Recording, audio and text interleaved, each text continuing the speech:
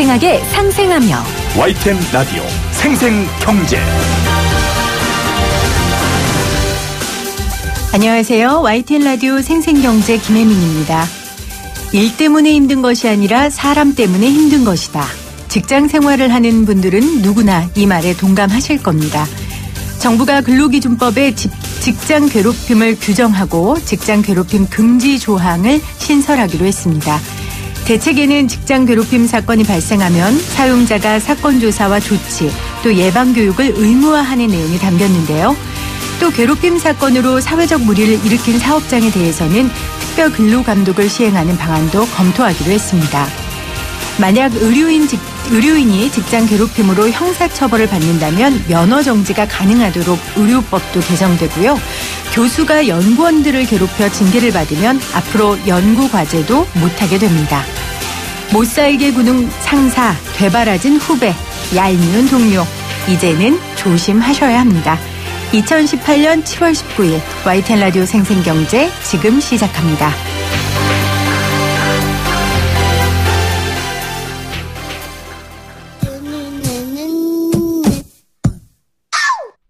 유쾌, 통쾌, 상쾌한 혜민 PD와 경제 이야기 함께 나눠요. 생생하게 상생하며 YTN 라디오 생생경제. 오늘 가장 뜨거운 경제 뉴스를 제일 생생하게 전해드리는 시간입니다. 법원이 세월호 참사에 대한 책임을 국가에 물어 유가족들에게 배상하라고 선고했습니다. 재판부는 4년 이상 지난 현재까지도 침몰 원인에 대한 책임 소재 분쟁이 계속되는 점, 세월호 사고가 사회에 미친 영향이 중대하고 다시는 이런 사고가 발생하지 않도록 예방할 필요가 크다는 점을 참작했다고 선고 이유를 밝혔는데요. 경제 프로그램에서 세월호 배상에 대해 다루는 것이 오해를 살 수 있을 것 같아 조심스럽지만요. 참사에 대한 국가의 책임을 묻고 또 피해액을 정했다는 것은 의미가 큽니다. 우리 청취자분들 중에 그런 분들은 안 계시겠지만 배상 내용에 집중하지 마시고 배상의 의미에 대해 함께 마음을 나눠주시기를 부탁드립니다. 이 판결을 이끌어오신 김도형 변호사 전화 연결돼 있습니다. 변호사님 안녕하세요. 네, 안녕하십니까. 네, 많이 쓰셨습니다. 아닙니다. 네. 오늘 기자회견도 하셨는데, 법률가이기 이전에 가족들과 함께 울고 웃고 하셨던 가족이실 것 같아요. 그쵸? 아유, 저는 비교할 수 없죠. 그분들의 고통. 그렇지만, 아니기 때문에. 네, 그렇지만 가족들은 아마 변호사님을 가족이라고 느낄 것 같습니다. 먼저 소감이 좀 궁금해요. 글쎄요. 변호사에 여러 소송 했지만 저도 좀 이렇게 참 뜻깊은 소송을 한 경우는 없었는데요. 많은 가족들이 정말 고생 많이 하셨고 소송 자체만 해도 네. 거의 이제 2년씩 판결됐고 세월호 참사가 돼서 4년이 지났는데 네. 그동안 여러 가지 모든 이제 가족분들을 이렇게 힘들게 싸우셨는데 이번 좀 판결이 그래도 이게 끝이 아닙니다. 그렇죠. 끝이 아니고 아직도 이제 세월호 참사의 진상 규명은 멀고요. 밝히지 않았고, 본인들은 도대체 왜 우리 아이들이 그 2시간 넘는 시간을, 그 시간을, 기다리라는, 선내 기다리는 그 방송만 가만히 앉아있다가, 네.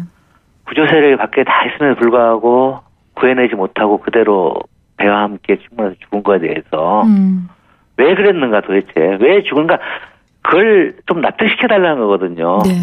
도대체 무엇이 문제였고, 무엇이 그렇게, 했는가. 근데 그게 이제 지난 4년 동안 그게 안 됐지 않습니까? 네. 그래서 아직도 멀고, 이제 이번 민사 판결도 민사소송이 한계는 있습니다. 이게 형사상 또 수사를 하거나 법원에 강제히 조사하고 있는 거 아니고, 민사재판에서 양자의 주장 입증 봐가지고, 저런 거 하기도 한계는 있습니다만은, 그런 걸 많이 이제, 해서 싸워오셨던 거고요. 네. 그 과정에 그래도 이제, 어쨌든 이제, 법적으로는 이제, 국가가 어떤 구조 실패를 했고, 거기에 대해서 희생분들에 대한 고귀한 생명 이런 거에 대해서 책임을 져야 된다.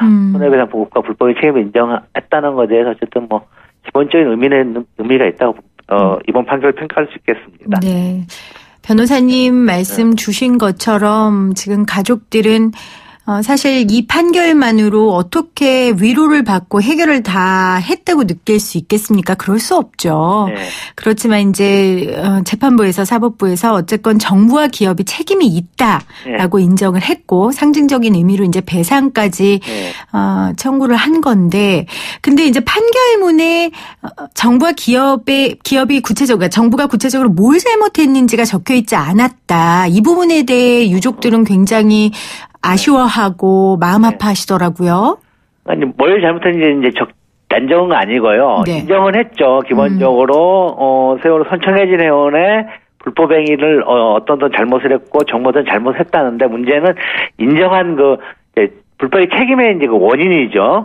원인 사실이 지난 그 정권에서 형사 판결로 이제 밝혀진 거. 네. 그러니까 세월호 선사에 대해 책임 묻고 선장들이 이제 승객들 구출하고 자기들만 도망친 거. 네. 세월호 선장은 살인죄로 받았지 않습니까? 그 다음에 제일 먼저 해경 구조 세력 중에 해경 123 정장 같은 경우도 이제 퇴선 방송 안 하고 적극적으로 제대로 구조조치 안 했다 해서 거기도 유죄 판결을 받았고요. 네.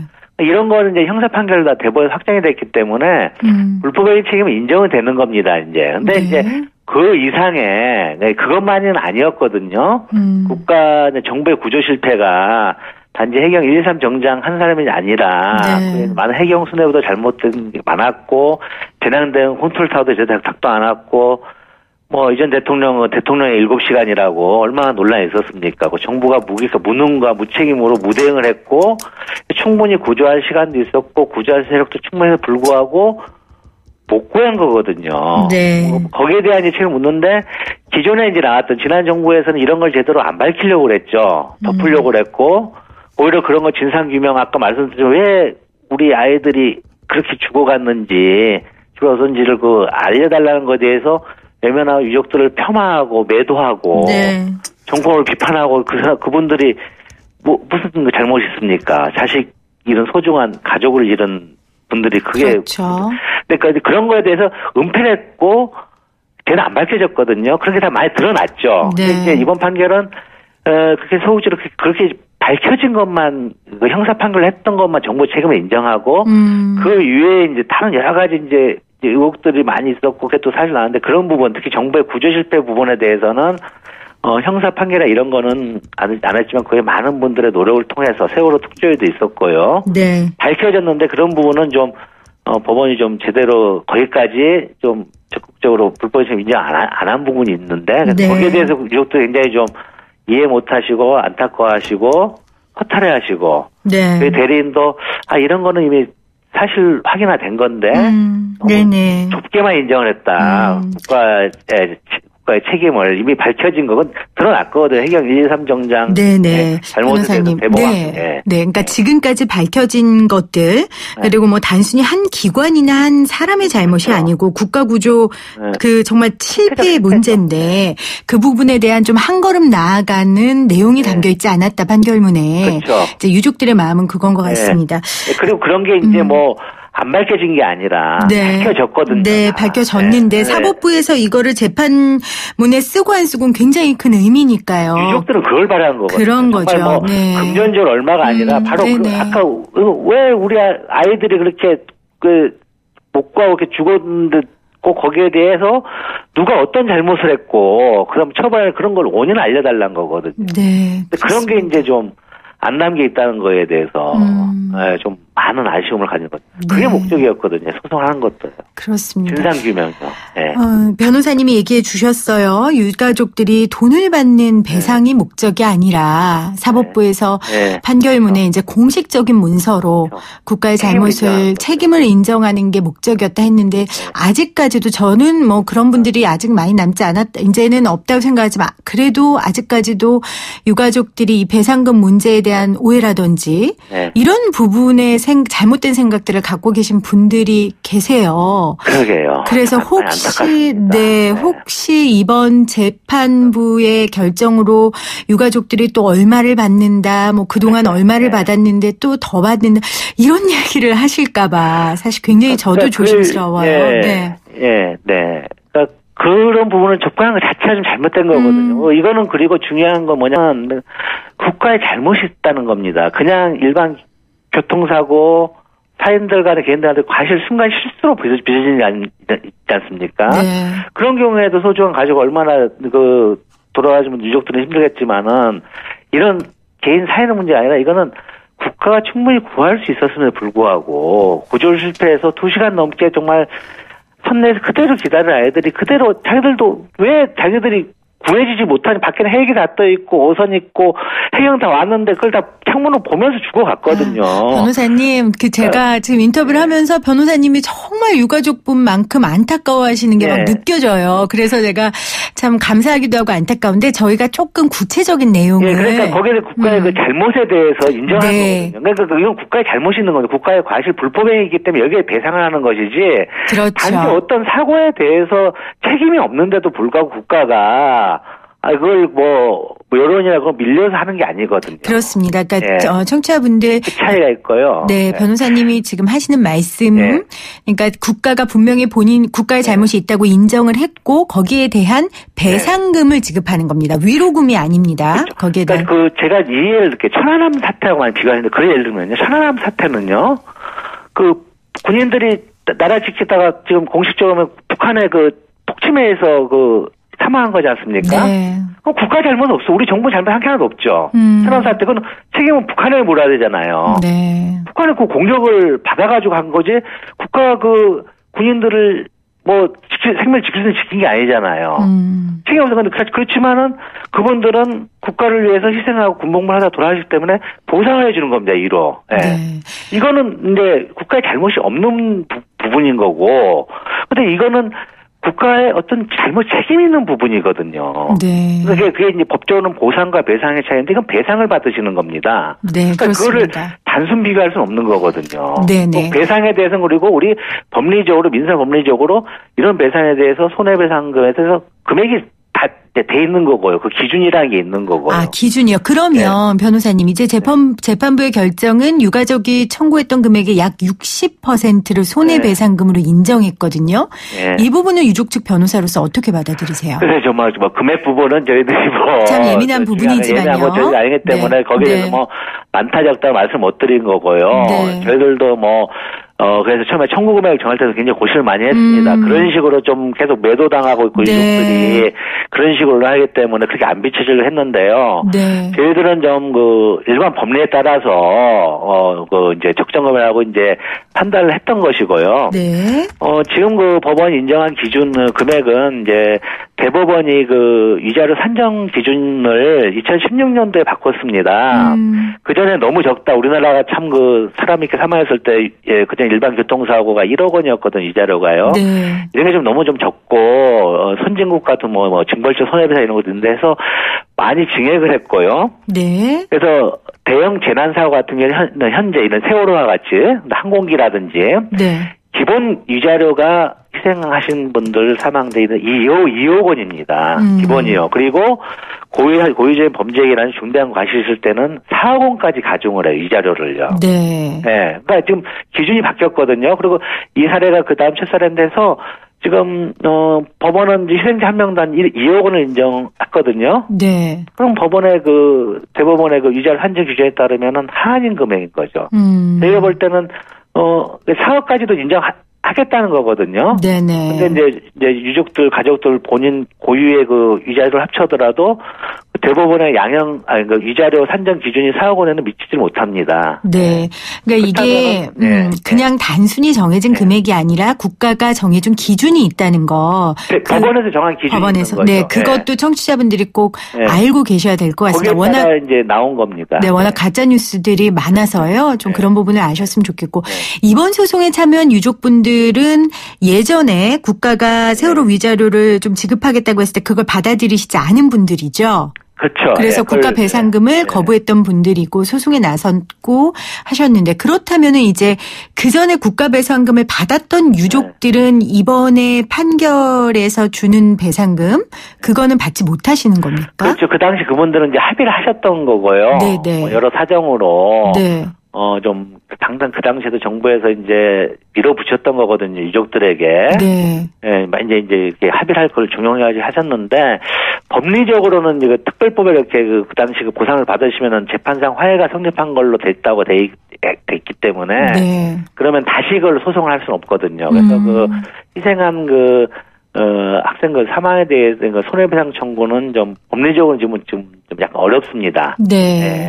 네. 법률에 규정이 돼 있기 때문에. 네. 또 그 법률가시니까요, 변호사님. 이번 이 세월호 참사에 대한 책임을 국가가 유족들에게 배상하라는 이 판결이 앞으로 사회적 참사나 재난에 대한 국가의 책임을 더 강화하는 데에 시작이 될까요? 좀 그렇죠. 의미를 말씀해 주시겠어요, 마지막으로? 이런 게 이제 경종을 울린 거고 이걸 통해서 우리 정부도 이제 국민의 생명 안전을 중시하고 거기에 대해서 예컨대 다시는 이런 사태 일어나서 안 되는 것이고요. 네. 그러기 위해서 이제 이런 이제 책임이 일어나지 않도록 예방책을 세우고 그래서 정말 우리 국민들이 안전한 사회, 국가의 기본적 책무 아닙니까? 네. 그래서 우리 국민들이 세금 내고 국가의 보호를 받는 건데 이걸 위해서 어떤 그런 이제 노력을 해야 되고요. 특히 정부 이제 바뀐 정부 이런 데서는 해서 다시는 이런 일이 일어나지 않도록 그래서 어떤 게 법원은 이제 판단한 거거든요. 국가가 네. 책임이 있다. 네. 오늘 변호사님을 저희가 인터뷰한 게 바로 이것 때문입니다. 그러니까 유족들에 대한 배상의 내용 당연히 저희가 알려야 되고 국민들도 아셔야 되지만 배상의 의미, 정말 국가가 앞으로 무언가를 잘못했을 때 국민에게 배상해야 된다는 것, 그 부분들에 대한 네, 의미를. 남의 또 다른 이런 게 남의 일이 안 쓰지 않습니까? 우리가 하고 우리 가족, 우리 아이들이 또 그렇게 그런 사고를 당할 수 있는데 그런 끔찍한 사고가 다시는 일어나서는 안 되잖아요. 네, 맞습니다. 네, 오늘 이 판결을 이끌어오신 김도형 변호사와 함께 말씀 나눴습니다. 변호사님 고맙습니다. 네, 수고하십시오. YTN 라디오 생생경제에서 여러분께 드리는 선물입니다. 밀리의 서재에서 전자책을 자유롭게 읽을 수 있는 3개월 무료 이용권을, 한국경제신문에서 다양한 경제서적을, 나도 읽고 싶다. 100% 영미권 1:1 프리미엄 화상영어 클라소에서 1개월 이용권. 나도 공부하고 싶다. 자연으로 빚은 톡 쏘는 아름다움. 주식회사 테미스의 테미스 센텔라 탄산팩 세트. 유해 성분 없는 순하고 순한 보습크림 아이스크림 크림. 나도 쓰고 싶다를 보내드립니다. YTN 라디오 생생경제 여러분 함께 듣고 계십니다. 세월호 문제 역시 국민들의 관심이 큽니다. 청취자분들의 문자가 아주 지금 불같이 들어오고 있는데요. 뭐 지겹다, 그만 좀 다루자 이런 말씀 해주시는 분들이 많으세요. 오늘 법원의 판결, 이런 판결들이 계속 나와야 이 문제가 끝납니다. 이런 판결이나 이런 진상조사들이 제대로 되지 않았기 때문에 지금까지 우리가 이 이야기를 듣고 있는 거거든요. 그러니까 여러분들 지겹다, 이런 말씀보다는 빨리 이 문제들이 잘 해결될 수 있도록 좀 함께 마음을 쏟아주셨으면 좋겠습니다. 오늘의 생생퀴즈 관련 내용으로 준비했습니다. 세월호 참사 당시 국가가 초등대응과 구조활동을 제대로 하지 못해서 피해를 키웠다는 법원의 판결이 나왔습니다. 법원은 그 책임을 물어서 국가가 소송을 제기한 희생자 유족들에게 위자료를 지급하라고 판결을 내렸는데요. 이것은 세월호 참사가 일어난 지 4년 만에 이것의 책임이 인정된 것입니다. 여기서 생생퀴즈입니다. 국가 또는 지방자치단체가 부담하는 공법상의 손해배상을 무엇이라고 할까요? 1번 형사보상, 2번 국가배상입니다.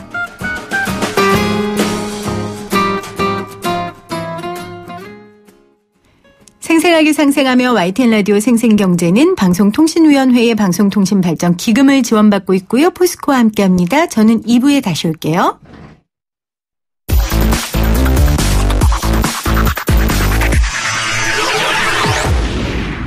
생생하게 상생하며 YTN 라디오 생생경제.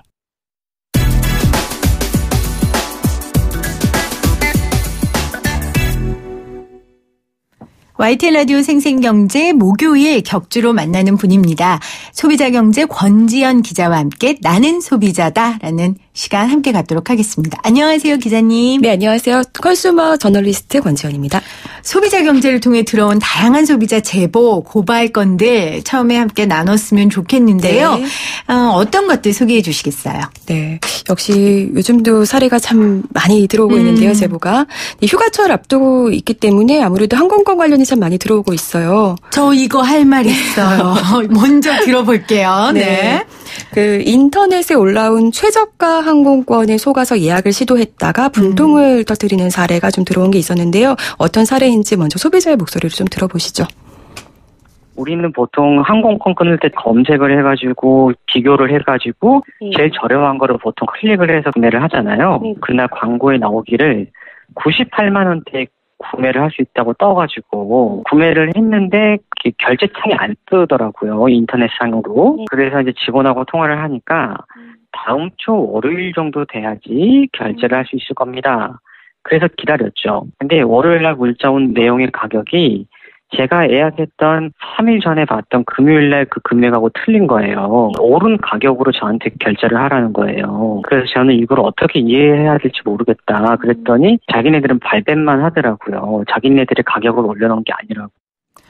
아니, 네. 최저가여서 발빠르게 네. 이제 예약을 하려고 했는데 예약이 안 돼서 3일 기다리라는 얘기를 듣고 그쵸. 3일 후에 다시 예약을 하려고 했더니 항공권 가격이 올라 있었다고요? 그러니까요. 그러니까 뭐 여행사 측에 표가 없는데 일단 무조건 그 최저가에 올려놓았던 거죠. 근데 이것도 문제였지만 일단 요금이 변경될 수 있음을 광고 시에 미리 고지하지 않았다는 점, 네. 이 지점에서 소비자는 더 분통을 터뜨리고 있었습니다. 게다가 고객이 또 고객센터에까지 전화를 했었잖아요. 그랬죠. 그때 그냥 이렇게 전화로라도 이런 이유에서 지금 표가 없고 뭐 3일 후에 사실 때는 표 값이 오를 수 있다라는 얘기만 했어도 네. 소비자가 이렇게까지 화가 나지는 않았을 텐데, 네, 이렇게 또 3일 후에 나는 당연히 그 가격에 살 거라고 생각했는데 당연하죠. 네, 10여만 원을 더 내야 되는 상황이었으니까 이제 분통을 터뜨리는 건 이었습니다. 그러면 여행사에선 뭐라고 하던가요? 여행사에서는 이렇게 항공권 가격이 아무래도 계속 바뀌니까요. 이것 때문에 소비자 불만이 좀 높다고 시인을 하더라고요. 그래서 본인들도 좀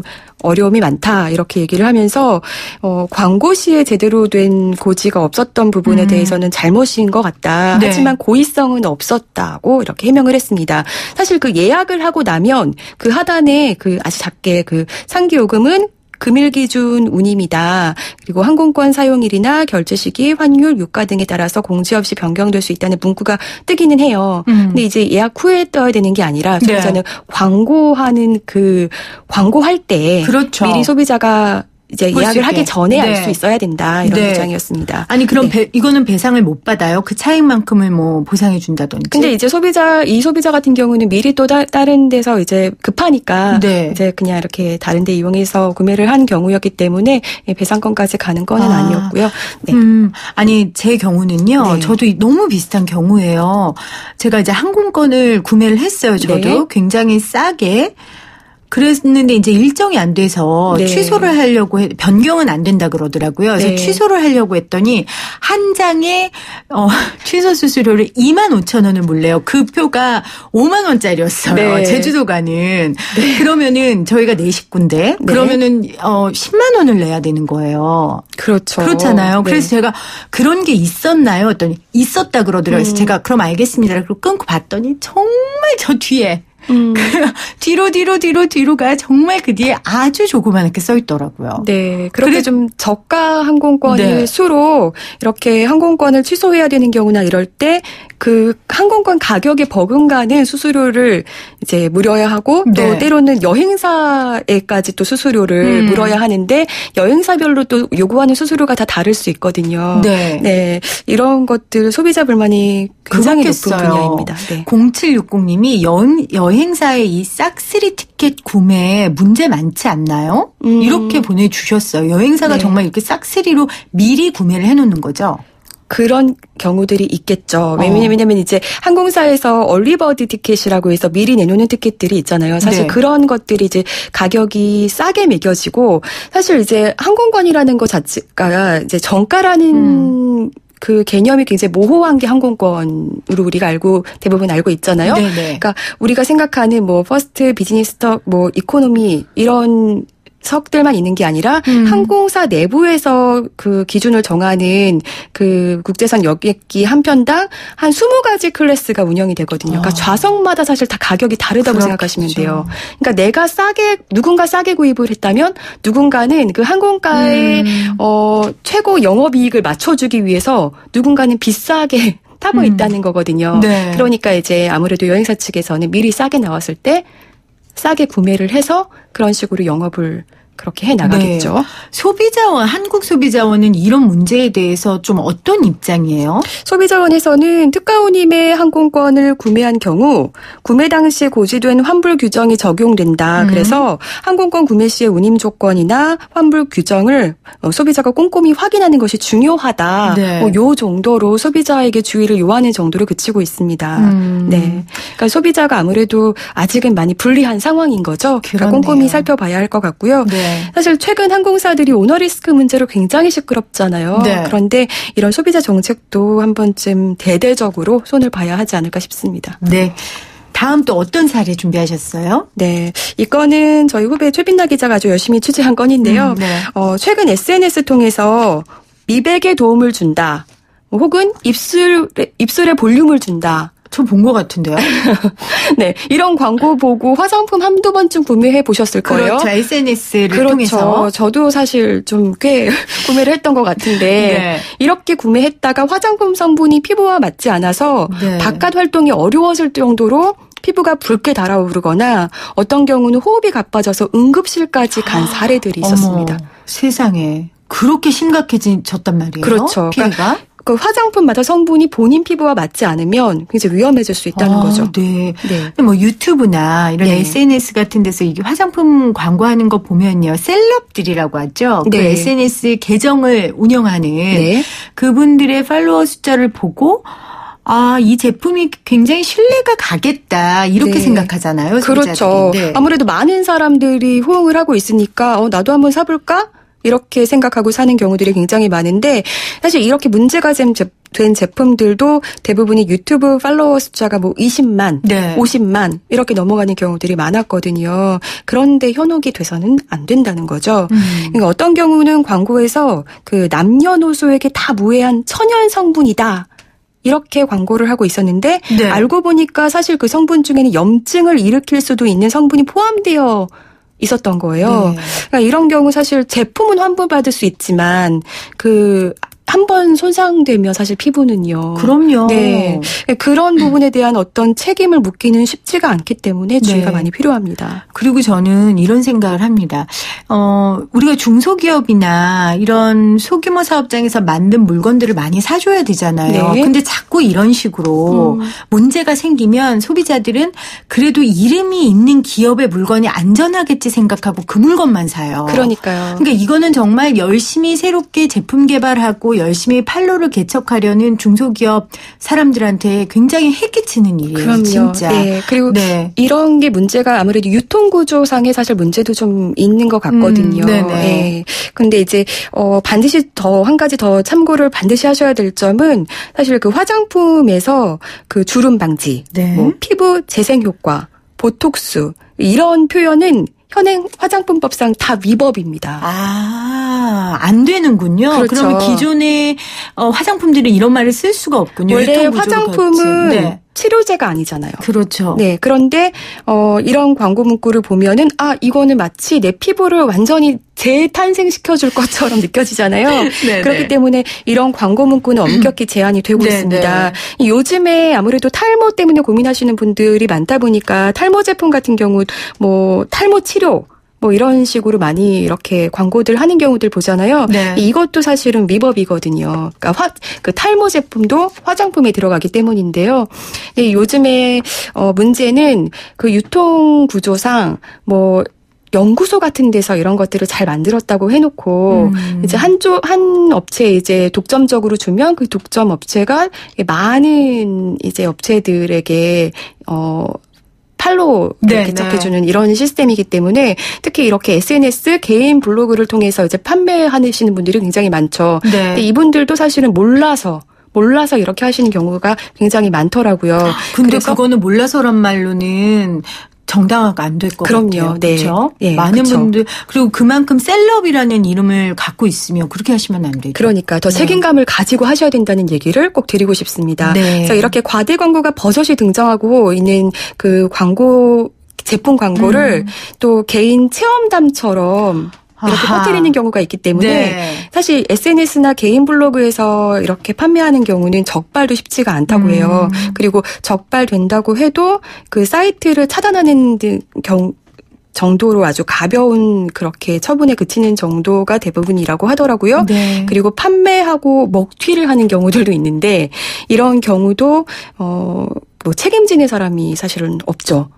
네, 그러니까 관계기관의 좀 엄격한 조치도 필요하겠고요. 소비자들도 스스로 더욱더 주의를 해야 되는 상황인 것 같습니다. 네, 오늘 나는 소비자다 우리 권정 기자와 함께 SNS로 인한 쇼핑 피해 또 항공권 이야기 지금 나눴는데요. 오늘 좀 집중적으로 생각해 볼 주제 어떤 사례인가요? 네, 오는 8월 23일부터 그 저작권법이 개정된다는 거 알고 계시죠? 네, 저희도 한번 다뤘습니다. 네. 네. 그 이제 커피숍이나 헬스장 등을 운영하는 자영업주들은 매장에서 음악을 틀 경우에 이제 공연 사용료를 지불해야 하는데요. 네네.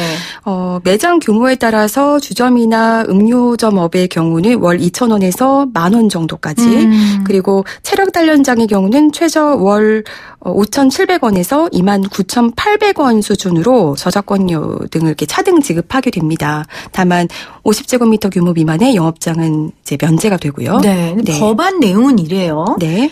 근데 이제 저도 이거 다룰 때 변호사님하고 말씀 나눴지만 이게 정말 제대로 거칠까? 아무래도 강제성은 그러게요. 네. 그런 게 참 논란이 클 것 같고 앞으로 해결해야 할 과제가 클 것 같아요. 그렇죠. 근데 사실 음악 저작권 같은 경우는 그래도 그나마도 정해진 기준이 꽤 명확한 편이더라고요. 네. 그런데 사진이나 이미지 저작권에 비하면 진짜 그래도 명확한 편인 거예요. 오늘 좀 이 부분을 짚어보려고 하는데요. 사진과 이미지 저작권이요? 네. 네. 제가 질문을 하나 드릴게요. 네. 제가 만약에 전문 업체에 의뢰해서 제 홈페이지를 만들었어요. 그런데 제 홈페이지에 있는 이미지 하나를 제 블로그에 올렸어요. 네. 그러면 이것은 저작권 위반일까요? 그러니까 제가 제 돈을 들여서 네. 전문 업체에 의뢰해서 홈페이지를 만들었는데 네. 그 홈페이지에 있는 콘텐츠를 다시 다른 블로그에 올리면 이게 저작권 위반이냐 말씀이시죠? 다른 블로그가 제 블로그인 거예요. 위반 아니죠. 그러니까 내 홈페이지에 있는 네. 내 이미지라고 생각하는 내가 돈 주고 만든 그 홈페이지에 있는 이미지를 내 블로그에. 위반 아니죠. 네. 근데 물어보시는 이유는 이게 위반이라서 여쭤보시는 거죠? 그렇죠. 실제로 이런 문제로 이미지 도용으로 해당 이미지 회사로부터 위임받은 법무법인의 연락을 받은 소비자의 제보가 있었습니다. 네네. 네, 이 제보자는 학원을 운영하고 있었고요. 그러니까 2년 전에 만든 홈페이지 이미지 하나를 이제 개인 블로그에 올린 거예요. 그런데 이제 법무법인으로부터 연락을 받은 거죠. 직접 소비자의 목소리를 들어보시죠. 법무법인에서 전화가 왔어요. 블로그에 이미지가 올라왔는데 본인의 고객이 갖고 있는 이미지고 그걸 내가 도용했다라고 표현을 하더라고요. 그래서 이미지가 뭔가 봤더니 제가 홈페이지를 어떤 업체에 의뢰를 해서 거기서 홈페이지를 만들었는데 거기에 있는 이미지였어요. 그 이미지를 화면 캡처해서 블로그에서 한 페이지 사용을 했거든요. 그게 이미지 도용이라고 하면서 돈을 요구하더라고요. 44만 원. 원래 거기에 회원가입해서 하나의 이미지를 사는데 22만 원으로 책정이 돼 있대요. 무단으로 도용한 거기 때문에 2배, 44만 원이다라고 얘기를 하더라고요.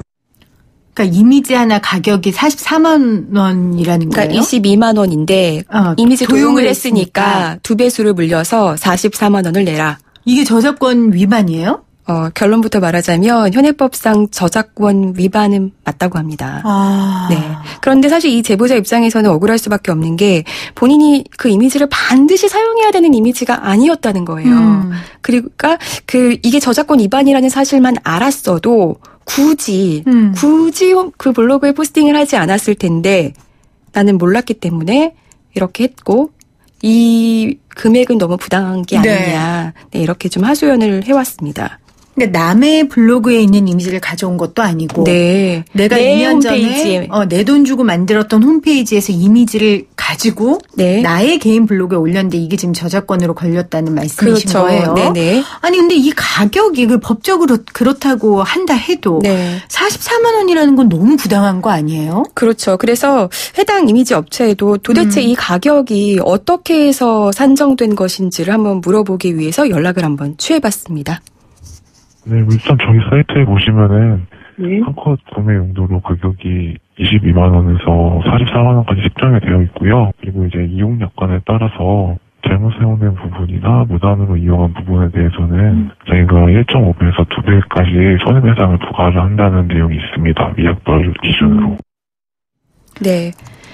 이런 이용약관에 동의하는 사람에 한해서만 회원 가입을 받고 있고, 그리고, 그렇기 때문에 이 가격이 맞다라는 주장이었어요. 자기들은 계약 그 과정 가운데 분명히 고지를 했다. 네, 그런 그렇죠. 말인데. 네. 근데 이 피해자, 그러니까 A씨는 회원가입을 한 게 아니라 홈페이지 제작 업체에 본인이 돈을 주고 의뢰를 한 거잖아요. 그렇죠.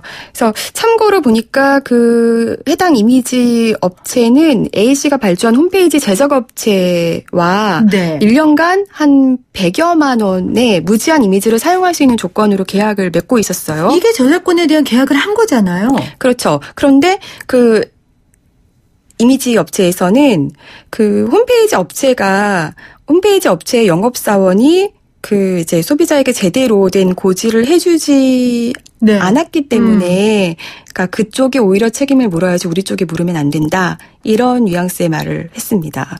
그래서 제가 그 홈페이지 업체 쪽에도 한번 연락을 해봤거든요. 네네. 네.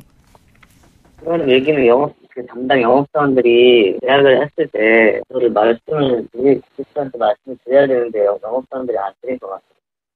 네. 홈페이지 업체에서는 일단 영업사원이 제대로 고지를 하지 않았다고 좀 시인을 하는 부분이 있었어요. 네. 그러면서도 왜 소비자도 A씨도 왜 나에게 블로그에 올려도 되는지를 묻지 않았냐. 그럼 이쪽에도 책임이 있는 거 아니냐. 이런 네. 식으로 반론을 했는데요. 사실 이제 업체는 전문 업체잖아요. 그러니까 더 전문적으로 잘 아시는 분들이 또 얘기를 해줘야 되는 책임도 분명히 있는 건 맞죠. 네. 아니 그리고요 상식적으로 제가 이제 홈페이지 하나를 누군가 전문가에게 돈을 맡기고 네. 만들어 달라고 했을 때는 그런 부분에 대한 전문 지식이 없기 때문에 도움을 요청하는 거잖아요. 그게 제작뿐만 아니라 이런 법률적인 문제가 있다면 분명히 고지를 해주고 알려줘야죠. 본인의 고객한테. 저는 그 부분이 굉장히 이해가 안 되는데. 네네.